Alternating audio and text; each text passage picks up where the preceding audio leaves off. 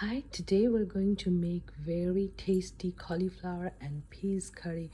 So I got little bit of oil to this pan, and I got 1 tablespoon of olive oil and a little bit of cumin seed, little bit of asafoetida, and once that roasted, I put my cauliflower washed and clean and cut. There's a fresh cauliflower and a little bit of frozen peas, green peas, and I'm going to saute these until they're a little bit of crispy and brown. And another pan, I'm going to roast a little bit of onion, ginger, garlic, just brown them and add it to this, and add a little bit of spices, salt, turmeric, garam masala powder and vegetable masala powder, and top it with some cilantro, and I'll add a little bit of tomatoes too. So here I'm browning up little bit of onion, ginger, garlic.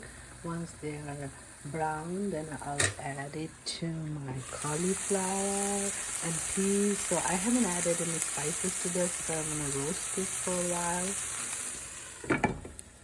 I have added to this little bit of salt and turmeric, and I'm gonna roast some more, about 5 minutes. Then by then my onion, ginger, garlic will be sauteed, and then I'll add it to it, and then add spices and cilantro. As you can see, I have added my garam masala powder and vegetable masala powder. Now I'm going to cook it covered 5 or 10 minutes more until they're done. They look pretty much done, but I'm going to cook it a little bit more and then it'll be all ready. So here's the cauliflower with peas, and these are fresh cauliflowers, and this is amazingly tasty. Just make once and see. You can eat it with bread, rice, or just like this.